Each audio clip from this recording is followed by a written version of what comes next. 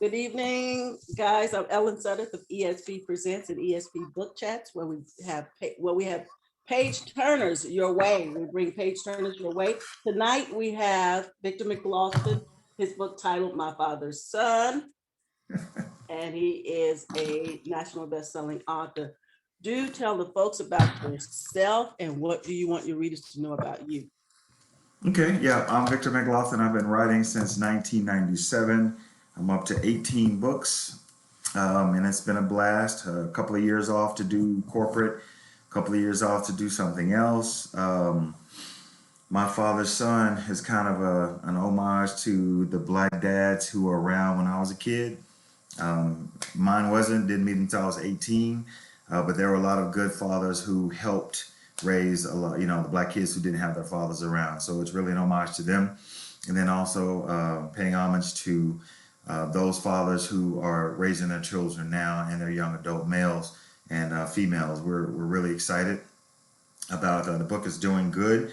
And now that I'm about to go back on the road this fall, the book will have its second life. I published it 18 months ago. COVID hit, everything stopped. And it's like, okay, I'm going back in. So now it's time to do all that. What people might not know is two things. One thing is I've written on a AMC all-black TV show that comes out in September called Lace. I'm one of the writers on the show. The third episode I wrote all by myself. You're gonna like it. I can't wait till September, to see, because it's always been a dream of mine. I started writing books because I wanted to do TV and film. And so now I'm finally getting my shine, and it's good. And the other thing is, for those who don't know, I own Black Swag Inc., which is one of the biggest online superstores for t-shirts. Yes. Black Swag Bring it Inc. up some. Yep, up higher. Yep, there you go. Up do like this. There we go. There we go. Okay. Screenshot, y'all. There we Yeah, go. get That's it. good. Perfect. Yeah. So please check it out. And a big thing happened today, of course, Juneteenth, which was named a national holiday. Today it was signed by President Biden, and he was introduced by Vice President Kamala Harris. And I do have four different Juneteenth shirts on my website. People are like, well, yeah, but Juneteenth is this weekend. I won't get a chance to wear it. But you can wear it on July 4th. Yeah.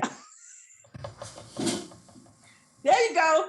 Yo, I'm black every day, but today I'm blackity black, black, black. So I have a lot of options. I'm gonna come over here and do the food. Yeah. Why are you looking surprised? I'm not surprised because look, it's been 10 years that I've been after you, right? And Yes, so ma'am. we've had for a while.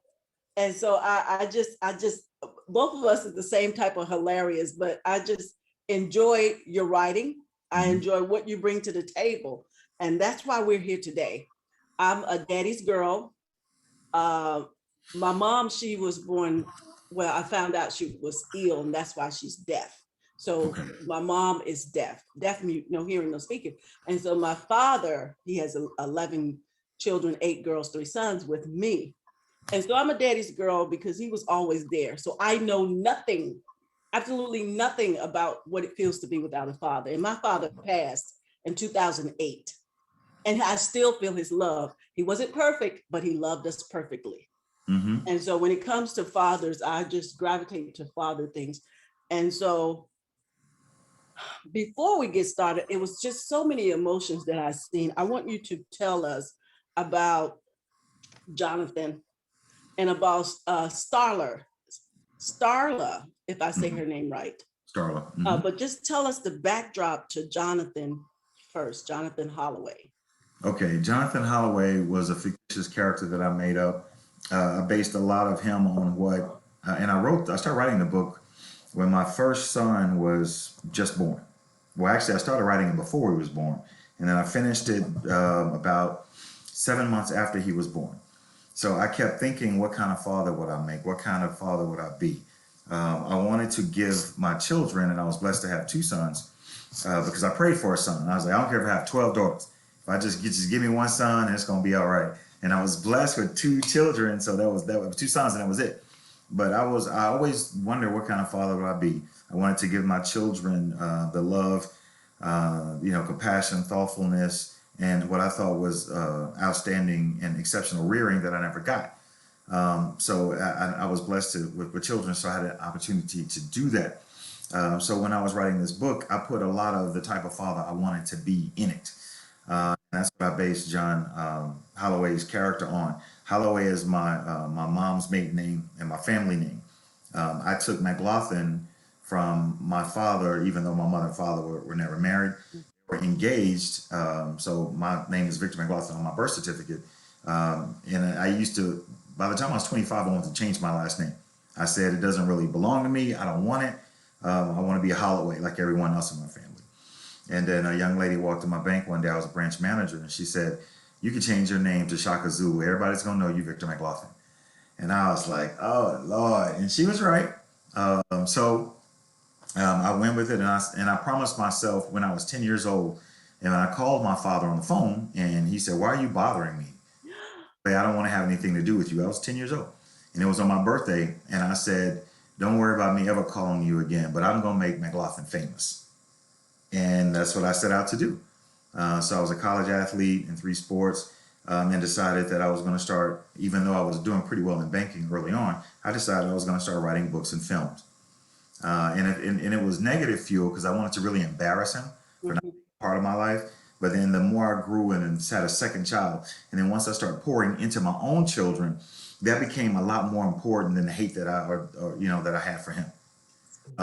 And it really worked out well for me. And I remember when my children were like 9 and 10, and they were like, you teach us how to ride bikes and brush our teeth and iron our clothes and tie our shoes. Who taught you? And I said, some of them on my own. My mom taught me some of that, and I learned from the older boys in the neighborhood. And they said, wow. And I always resented my father for not being there to do any of that.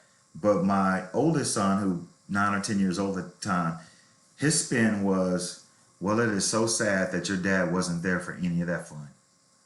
Mm-hmm. Never thought about it from what my father missed out on. Yeah. Because he had a daughter, but he didn't have a son. So the joy of raising a son for him, he missed it. Mm-hmm. And from that point on, my thought process and all the animosity I had for my dad was gone that day. Wow. Yeah. So when I started writing the book, I said, this John Holloway is going to be an upstanding man. He's going to be a family man. He's going to do everything he can for his family and the community. And that's what I based his character on. And so he went to Vietnam, came back, had a lot of issues, but he still had his faculties. He was trying to go back to college and finish, get a job, and save the house that his mother had left for him and his young wife, Starla. And and then now when he went off to Vietnam, his son was like 4, and now when he came back, his son was relatively 8 years old. Yeah. He So had to what? fall back. Yeah, he had to fall back into his life with his wife and his child. Yeah, I saw that, and we don't want to give it all our way, but I saw that you this was like in 1968. So by that time, I'm in kindergarten. So I'm in my late 50s, so I'm 59. I don't mind telling you that. You look great. But thank you. But I looked at this in that opening, and it's still happening today. Hmm. The civil rights, the injustice, the opening of this story. And I'm looking, and I love that you have the character being a strong, educated guy. He's Hmm. in his 20s at this time, working at a drugstore, and then he sees a guy comes in there, and then there's he sees some action about ready to happen. I wanted to ask you about Starlet. Is she black? Yes. Starla, she's Yeah. black? Because Yeah. something she said at the table got me, but I'm gonna bring that out. But so with him being an honored student and his wife, um, what made me wonder if she was black was that when she was at the table and they were eating, and she said that, historical, a black man and his son. Now that might sound like a black man and his son at the table might sound like whatever, but for a black family and a black man at the table with his son, it's great significance to have a father at the table with you. Hmm. And so just seeing that, and then she makes his breakfast. And what played out that day let's go back just a little bit with him, her always wondering about him being with the wrong people in the neighborhood and just tarnishing his what he's built for himself. So I just wanted to really just hone in on that, and those that are watching and those that are reading, what played out to me, not ever knowing how to, how it feels without having a father in the home. So this gave me some sense of how this felt to someone to just go to the store, get with the wrong person, get away from the drama, go home to have a wonderful time, breakfast. And I'm like, this Black man is about to eat breakfast and y'all gonna mess with the man while he's eating. We took him from his table, the bacon, eggs, and sausage still sizzling, Hot butter biscuit still warm. hot butter biscuits still warm, and the knock at the door. What played through your mind at that moment, and how did you get that energy, being what you told me, that your father is not there, and the aggression that you had for him, and to play this, just this scene out? What fuel did you use? I really thought about a young man who was trying to do the right thing by his family, and he had a small child. And what would be one of the most horrific things that could happen to him? He made one mistake. He got in a car that was stolen, and he even said, "No, I'm fine. I'm gonna walk home." And it was cold. It was snow on the ground. And his friends talked him into it. "Man, we're just gonna make a couple of laps. We'll drop you off at home." And before they got to the corner, a police car, cruiser, four young men in a shiny car, and this was late '60s. And they, tried to pull him over, and one of the guys already had a warrant for his arrest, so he took off and got away from the police. But Jonathan dropped one of his college books, his textbooks, on the floor. So they traced it back to him and basically told him, "You're going to tell on who did it, or we're going to take you to jail." And he said, "No, I'm not going to tell." So when he was staring in front of a white judge, the judge, and this happened a lot during the late 60s. Yes. "You're going to go to Vietnam, serve your country, or you're going to go to jail and serve your time." And he decided, then I'll go to Vietnam. He would rather go to jail, but his lawyer told him, "You're an honor student, you have a young family. If you go to prison, you're going to be a felon, and you'll never be able to have a decent job or make a living. Yeah. Go to Vietnam, figure it out, come on back." And he did. He took the deal. Just like so many other young Black males and Hispanic males at that time. And his life changed. He grew and matured, developed a very strong consciousness about being African American or Negro at the time. And one of the friends he met from Detroit told him, Blade told him, "You will get a chance to serve your community and your fellow man when you return home. Don't waste that opportunity." As soon as he got home, the Southside Cab Company, which was owned by Reginald Brown's dad, who lived down the street from him, was at war with another cab company, and they were sabotaging the taxis. And the story goes on, and he got caught. Yeah. And he wasn't home a couple of weeks before. And I was like, oh no, I was like, okay, here this man get home. What I thought that was Starler was gonna have another man in the house and life, because this is 4 years. This is 4 years that, he's gone. And but let's just go back to the Vietnam.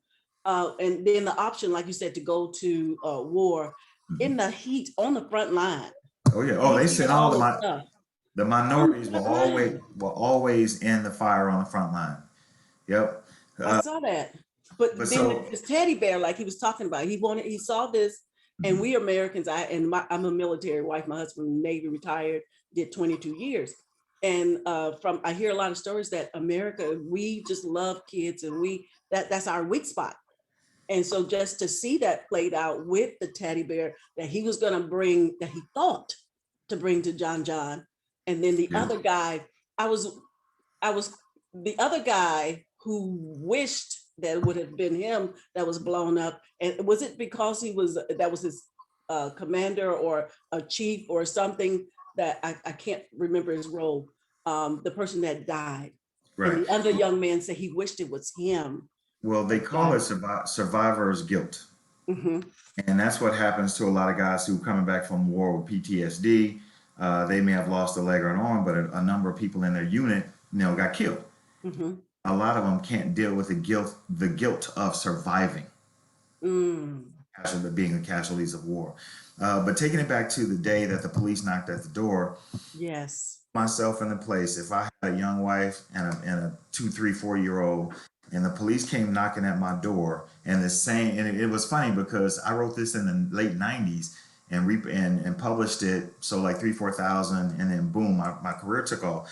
But every time I wanted a book, a book company, a publishing company, to publish it, they were like, no, it's too serious, it's too dark. And yet It everyone. is dark, but it is needed. It is. So when the George Floyd events and all that stuff started happening, I went and I found it. Actually, I found it on an A drive. That's how long ago it was. And I pulled that A drive out, couldn't put it in anything, took it to a company, and they said, "Yeah, we'll get the document for you." And they emailed Mhm. it to me, so it was all there. So all I had to do was go back and rewrite it. And believe me, it was a difference from rewriting my first book to being my 18th book. So Mhm. a chance to use all the tools and all the things I've learned, Yeah. suspense, and how to paint a scene and how to do all the things you learn when you're writing. But just thinking about two white cops knocking at the door Sunday morning, you having breakfast, and you and your child and your wife are sitting at the table, and you know what a blessing it is, and you're thinking about how lucky you are, and then they basically beat you, threaten you, haul you off to jail. Mhm. So I went with the pain that his wife Starla was enduring. You got a chance to hear her scream out, "Don't hurt Yes. him." John, what happened? He didn't do nothing. All of that because she knows her man, and she knows her man wouldn't have done anything for Mhm. and beat him and drag him away. His son's crying and he's holding, mom's leg, and Jonathan is telling him, keep my child away from this. Mhm. Turn his face away. He don't need to see this. So it was all the drama and all the energy that poured into it, and even from the cops' perspective. One was basically like, we can't beat them in public. These people, these fine, upstanding black people on their way to church, they driving by, people are stopping and looking. And just think if they had camera phones back in the day, they would have captured. Yeah. Yeah. I mean, for me, it was almost cathartic. I got a chance to pour out a lot of issues I had being a young boy growing up without a dad. Mhm. It Mhm. helped me build who I thought my dad should have been and the kind of father I was going to be. So I put all of that in there. Yeah. But just a little bit back, still back into the at breakfast time. So Okay. what I saw as a reader when he had his son in his hand, thought not to answer the door, but then answer the door. He Hmm. has his child in his hand. Not only do the cops come, but he asked him, "Let me put my son down." Hmm. So I thought that was going to be a brief moment for him to just recover at that moment, and they just easily get him out. But it felt to me like this is a different type of pulling the black man away from the family, but violently and with cops. And you have this little child looking at, not only he see a cop, they say that no matter how small you are, whatever impact that impacted your brain, you could remember that small trauma. Hmm. And so he put his son down gently. He tell his, her to get away.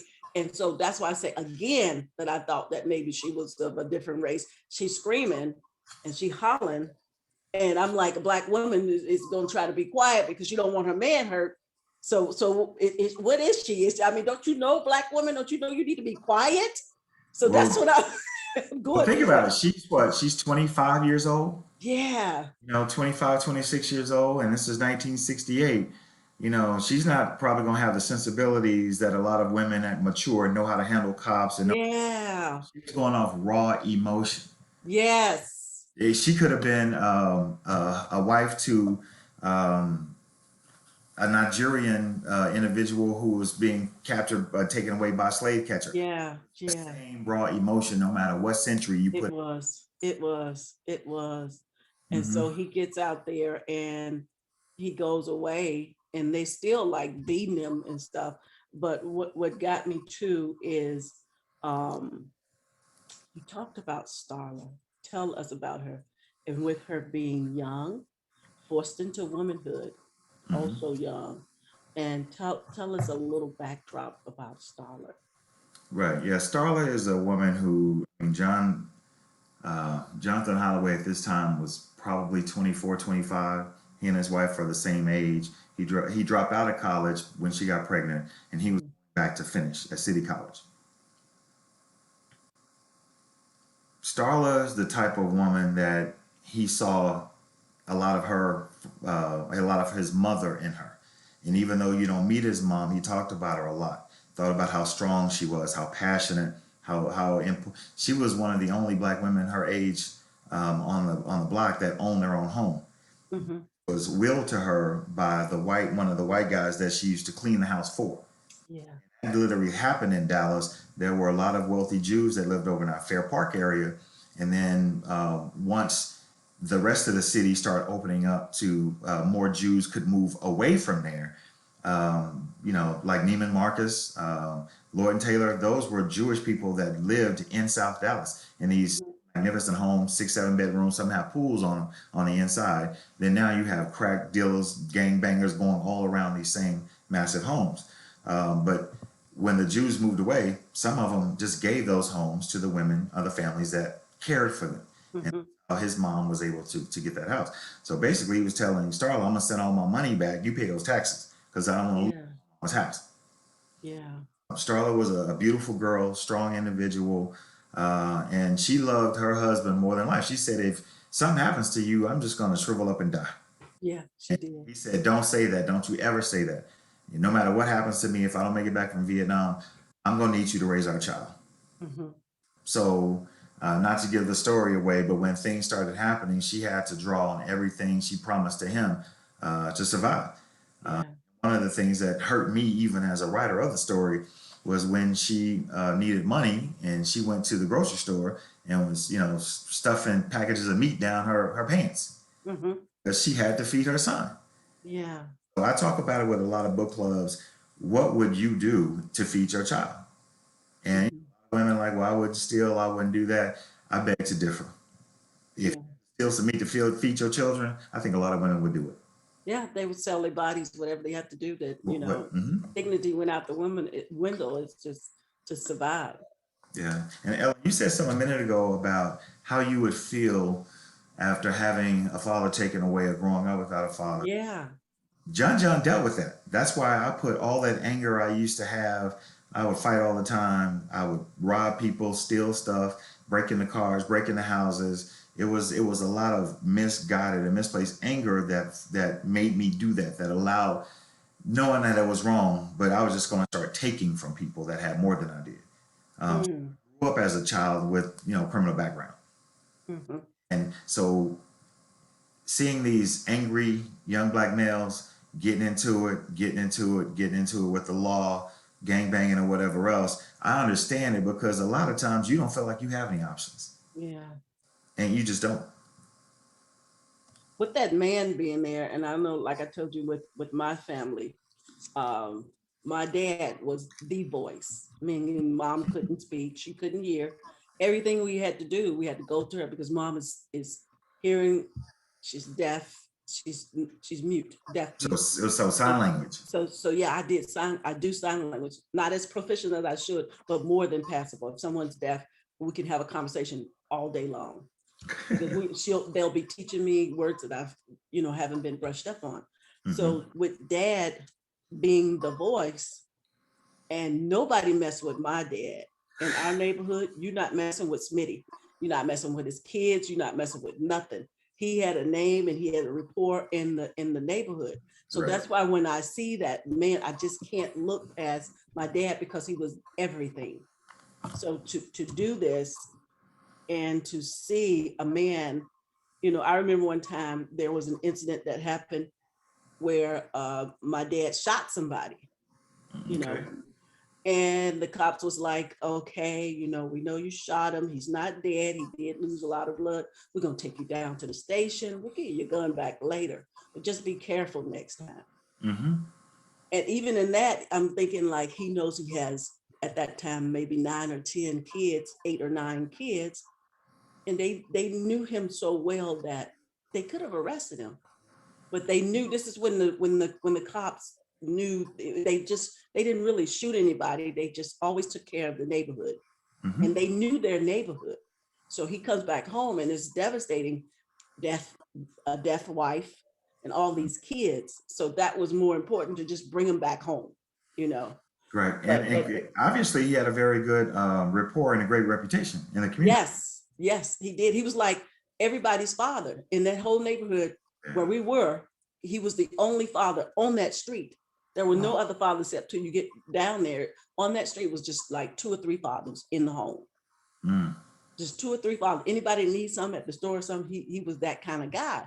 And so to see this play out and with Jonathan and with me, and I'm glad you told us about your father not being there, because I don't know if this sounds correct for me to say this, you don't seem like he was raised without a father. You know what I'm saying?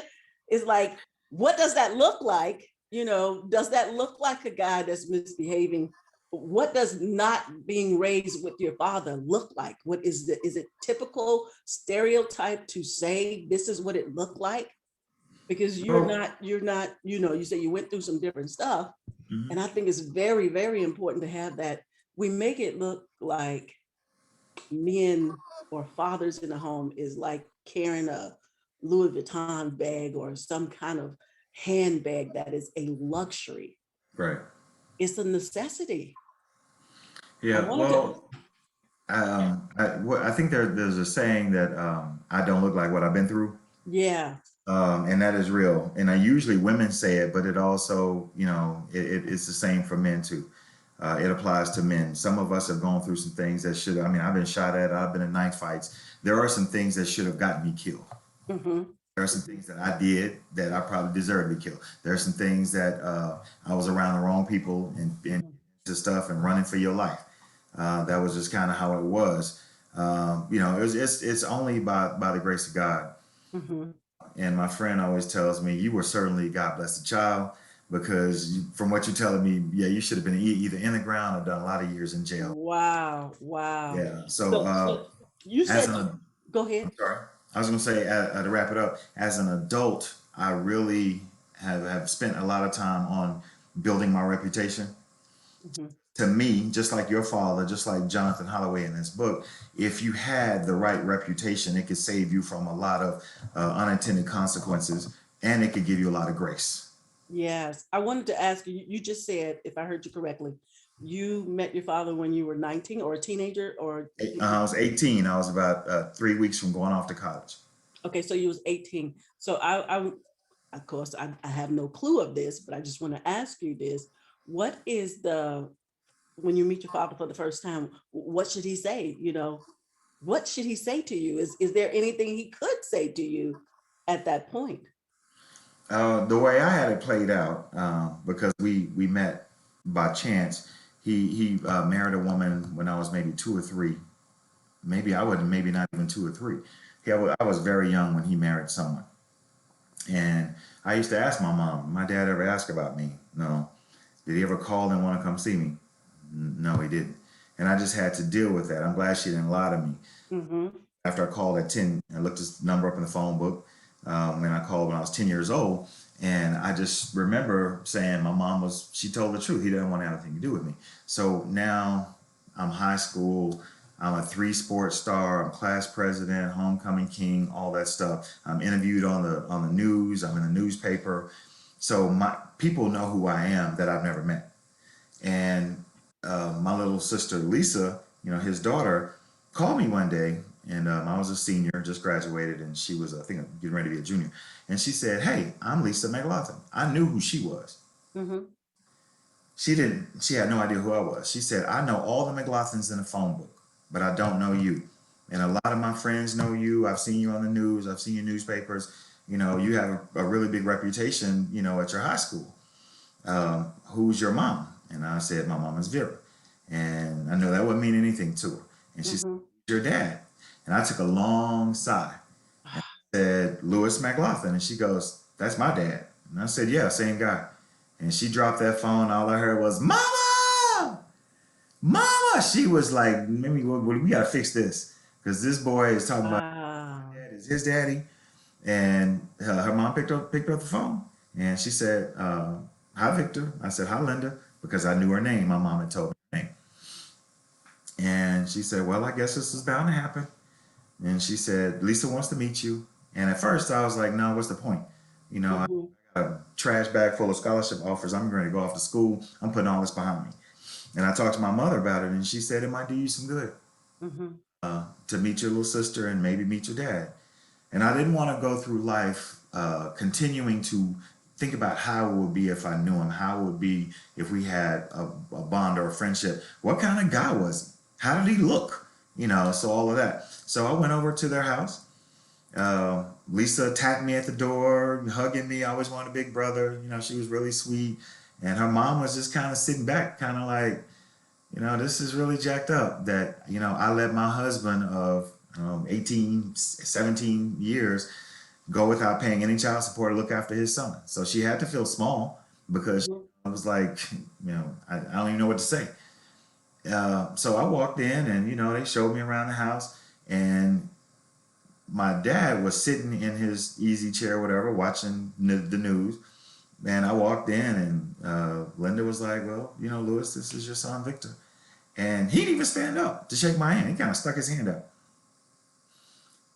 In the first 5 seconds, I realized I was much better off not having him raise me, because he didn't even have the decency to raise up and shake me. Mm-hmm. So I said, you know, I started inside. I was like, thank you, Lord. Thank you for letting my mom and the neighborhood and the village raise me, because this cat right here couldn't have done me any good. Mm-hmm.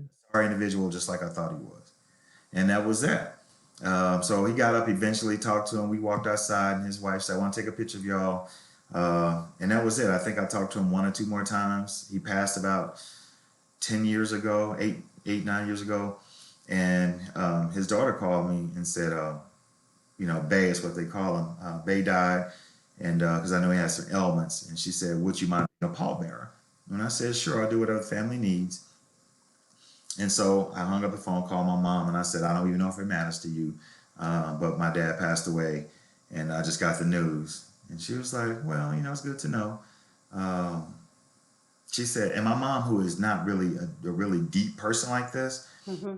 said, isn't it something that the man that never lifted a hand to help you, your hands are going to be lowering him into the ground? Woo, you're trying to make me cry.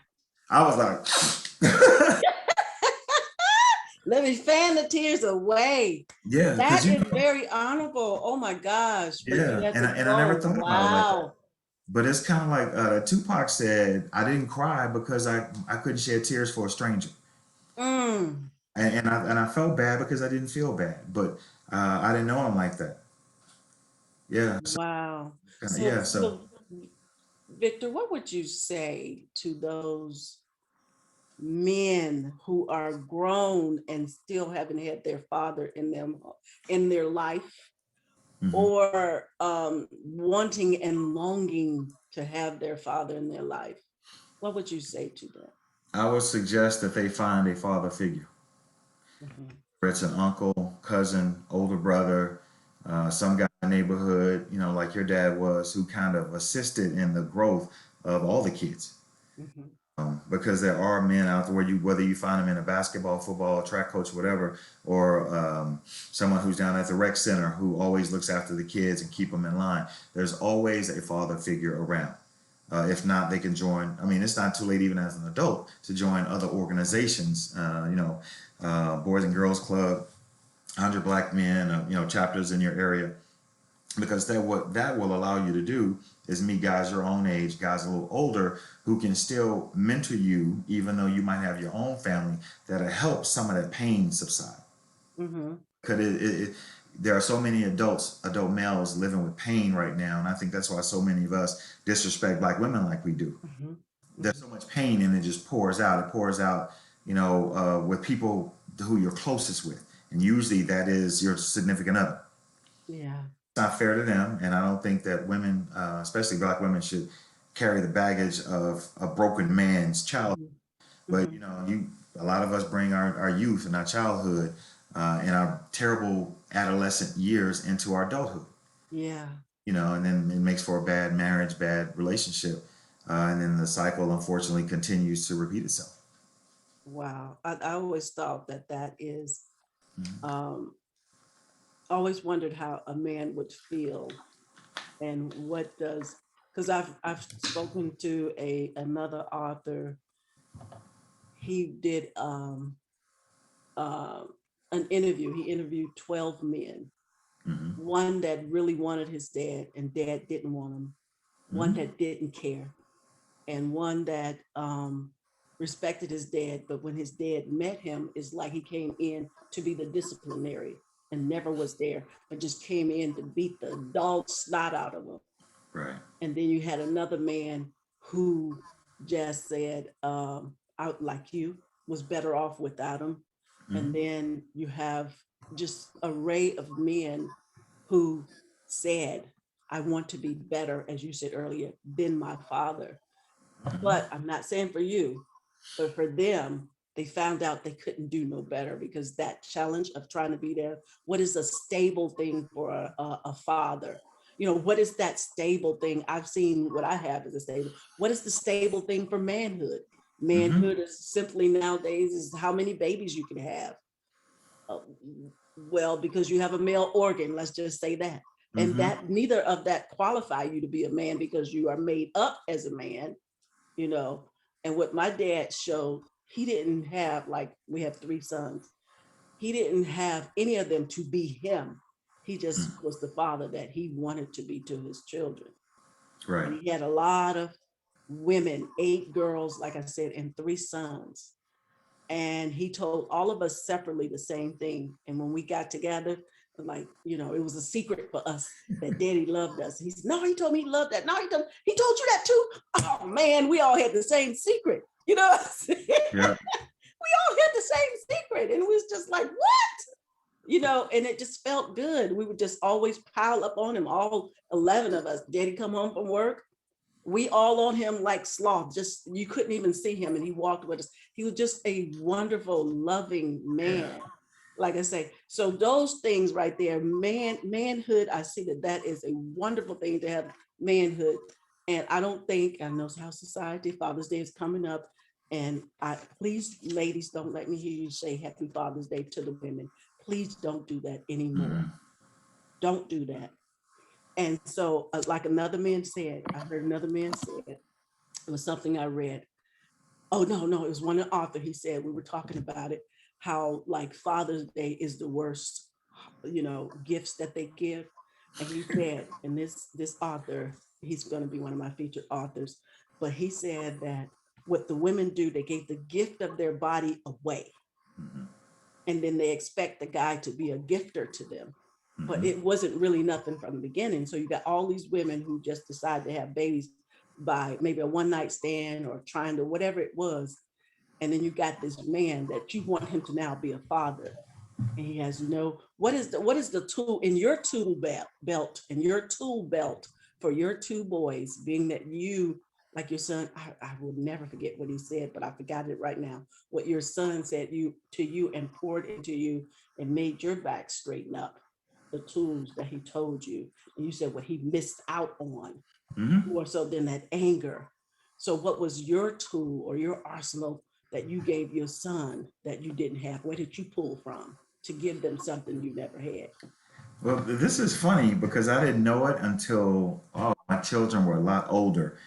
Because I'm asked that question a lot. You know, where did you get the tools to be a good dad, to decide you were going to be there, how to sit down instead of just beating on children, sit down and talk to them, ask them why this happened, and think ways through better consequences.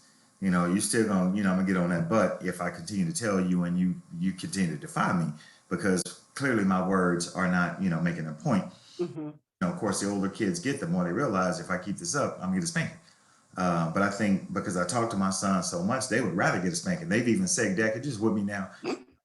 I'm just tired. I can't take any more of you talking to me about this. I feel bad enough already. Let's just get to it.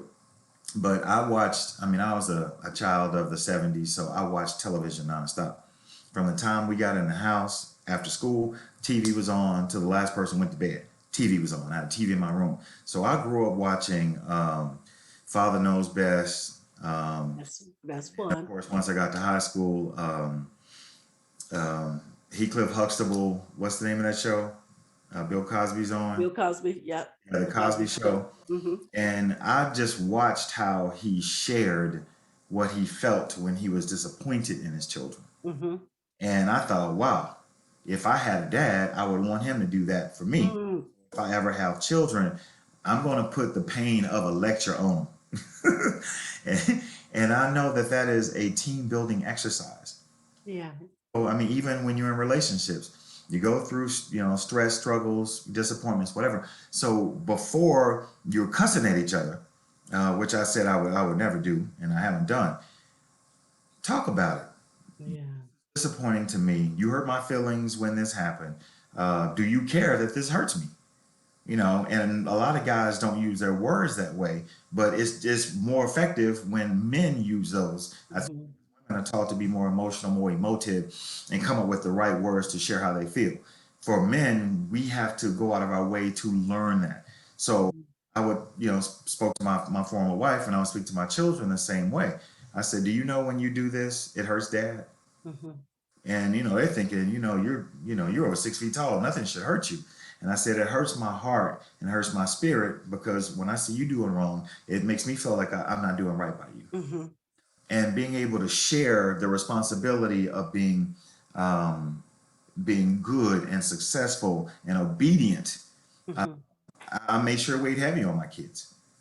So when they were confronted with taking things, doing things wrong, getting in trouble in school, it was not, I don't want my dad to find out because I'm gonna get a spanking. It was like, I don't want my dad to be disappointed. Oh, good. And when I would hear the teacher saying, he did not want you to find out about this. And she said, I was Mhm. surprised that it wasn't because he thought he was gonna get in trouble. He didn't want to disappoint his dad. Wow. What are the ages now?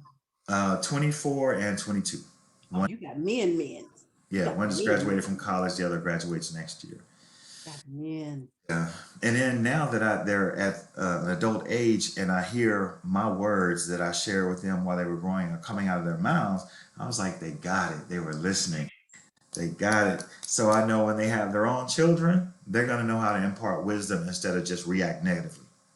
Yeah. And see, with my husband, we had the girls first.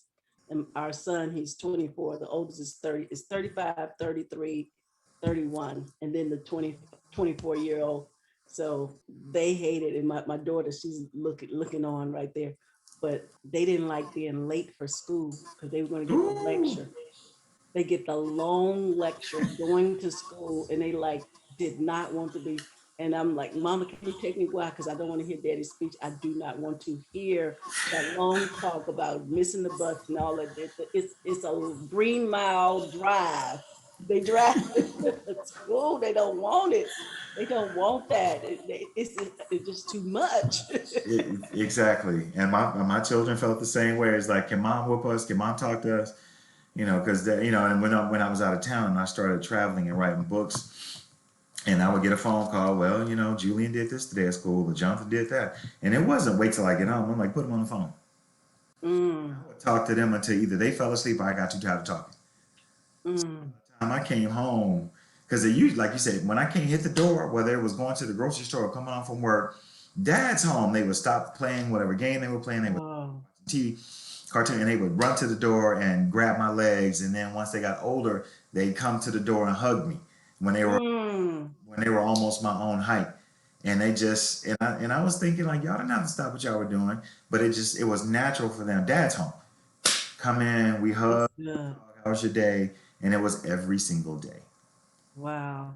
Day. And that's what I, It's something you said that I want to go back to, and our time is almost up. Um, in the book, and you said it a moment ago about thanking the neighborhood, and that's what Jonathan did while he was away for 4 years incarcerated.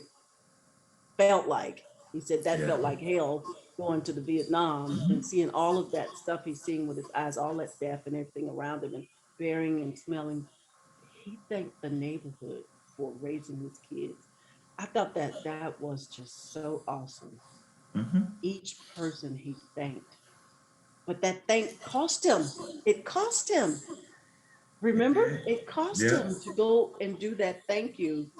It was a good thing. But I was like, no, Victor, no, no, wait, Victor, wait.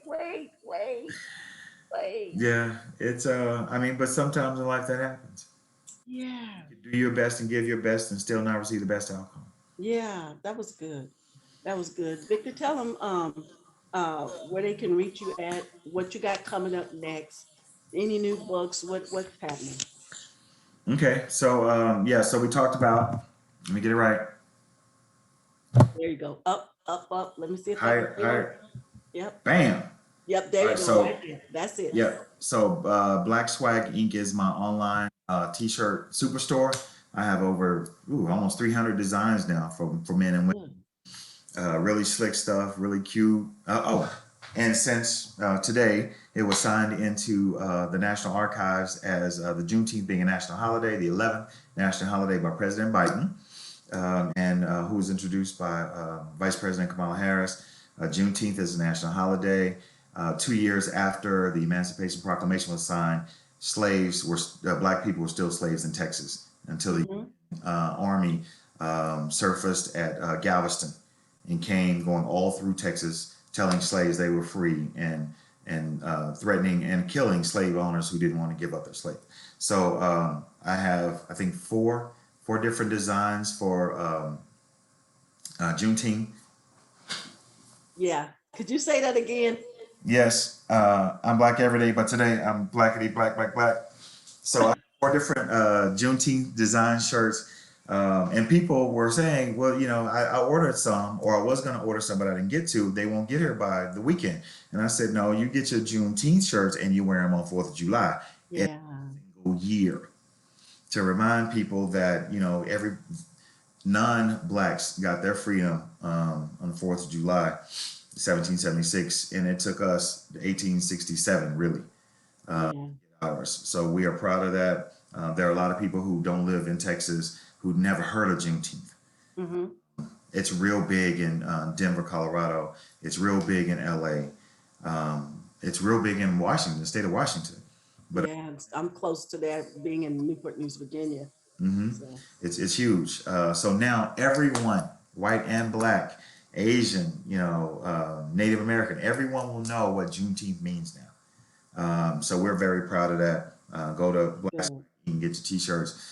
Um, My Father's Son. We only talked about the first four chapters. Yes. An amazing book. Not just because I wrote it. And I'm just gonna be honest with you. If I hadn't written it, and one of my contemporary male authors had written it, I would have been jealous. Mm. It is that deep a story. It touches so many people. And I never thought when I was writing this that the women in the story would be major characters. Hmm. But when women read it, they were saying, "I love the love stories. There's two major love stories in here." And I was like, "What love stories are you talking about?" Because that wasn't my that wasn't my focus. But when you're talking about guys who are trying to be good men, Yeah. find a good woman. Yes. And I told my sons that before they went off to college, when the time comes, you'll find a good woman if you're a good man. Yes. I said Yes. a lot of men have good women, but because they're not a good man, they don't appreciate it. They don't acknowledge it. Hmm. They look back and say, you know what? I had a real good one. I didn't know it. Now she's married to somebody else. Yeah. Yeah. So yeah. Oh, and for those who weren't here in the first 5 minutes, I've written on a TV show. I was in the writers' room. It's called Lace, Lace, and it airs on the AMC All Black Network in September. So I wrote. It's a mini season, 6 episodes, and I think we just got picked up or about to get picked up for a next full season, which will be 12 to 24 episodes. I wrote the third episode all by myself. Woo! Congratulations. Yeah, So they we can trusted see it. me. Anybody that got cable should be able to see it. You said Yes, AMC? AMC All Black Network. Okay. So I'm good gonna look things for are going that. on. But what So is the title? Is the title the of show's those called Lace. Lace? The show is Lace. called Lace. It's called Lace. LAC. Okay. Mm-hmm. Okay. So yeah, yeah, And I'll it's be looking set. out for that. Yep, it's set in a black law firm. And Lacey McCullough is the star. Oh, are you are any cameos of you or you're not in it anywhere? No, I don't. I don't act. I just act a fool. So, and they didn't want that. They won't pay me for that. At least you got your hands in it and you behind the scenes. At least you Yeah, got your hands in it. yeah. Thank you, But you, Victor. Thank you so much for being here.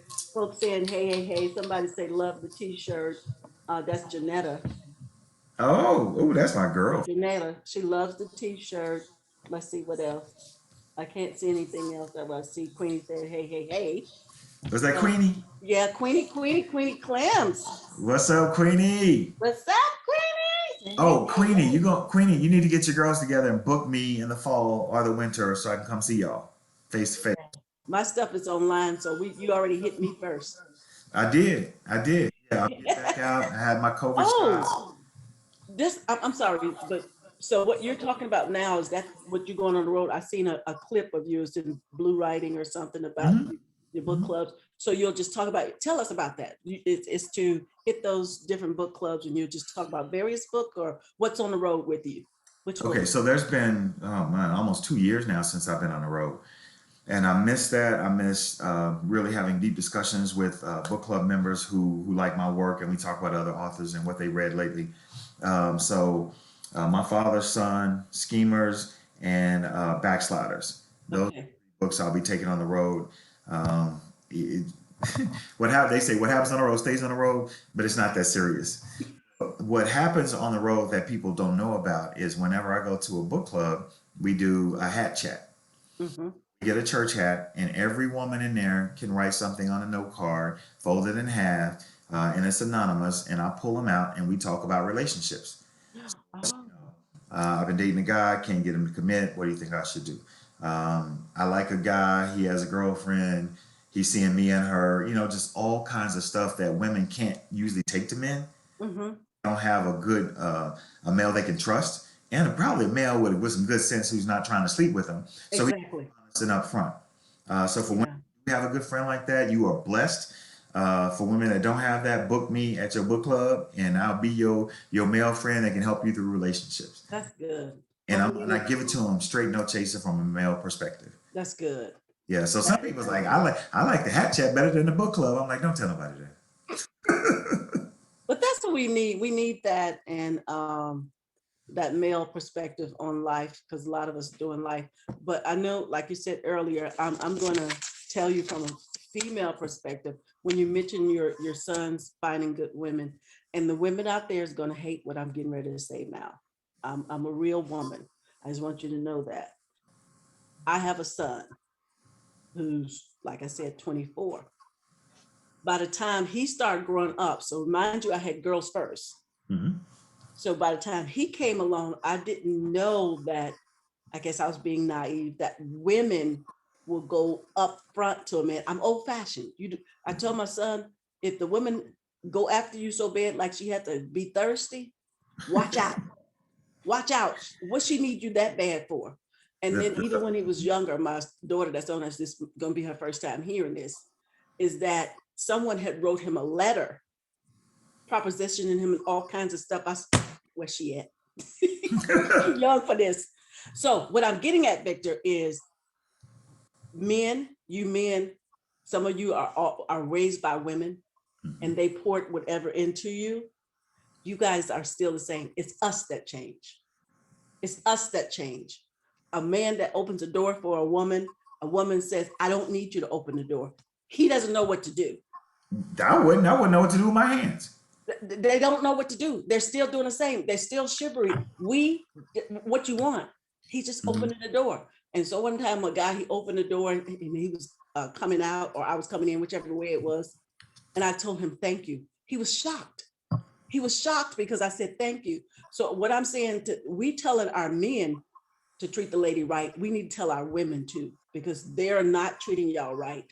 Right. And Because demand of the chivalry. scars. Because of the scars. You can't not fix a woman's heart. You're not going to fix or ever fix anything. Mhm. So there's a lot of trauma that we've gone through. Don't try to fix it. Just be there. Right. And I know we want to talk to you guys like y'all are girlfriends. You're not our girlfriends, but just listen and don't listen if you will. But it's this generation right here. It's kind of hard. You men are constantly, and even when I went not too long ago to the store, just recently, a couple of days ago, the man, he opened the door and he stepped back. He said, ladies first. Mhm. I was like, wow, it's us. We may not say it, but it's us. I do think that because I don't know if it's from women empowerment or from too many women being raised without their fathers as well. Mhm. and taught to, you have to be strong. You don't need no man. Exactly. I don't need a man. Depending on how well I know her, because if I know her well, I'm like, you need to stop lying to yourself. But if I don't know her, in my head, I'm saying she's fooling herself, and that's why she can't get a good man, because she's acting as if she doesn't need one. Because she's raising her daughter out of the pain that she had. Mm-hmm. And you got a generation of women that don't need no man, and we do. I mean, Absolutely. I mean, we do. We need that balance. that's the way we were designed. So you Yeah. basically saying God is a lie, Yeah. because he made us one for the other. So when I hear women say that, these are grown women, some of them over 40, over 50 years old. I don't need no man. But then that's the same one that have 3 different dudes knocking on their door at night. I'm just saying. We'll get started. So now, y'all, there we have it. Victor McGlothin, this is what we do. I can't with you. I can't. Thank Ellen, you so much. I want to thank you so much for having me on. I know we've been. You're welcome. But we definitely need to sync up in person, hopefully in the fall or the winter. Yeah. Well, I'm gonna plan a Texas trip by plane. Okay. And hopefully I tell my husband, I say, we gotta see Victor, or Victor, you gotta meet a central area. Cause once we somewhere where we at, y'all got to be like magnets and come to us. We'll just pick a central place. We'll pick a central place. Cause I have a lot of people.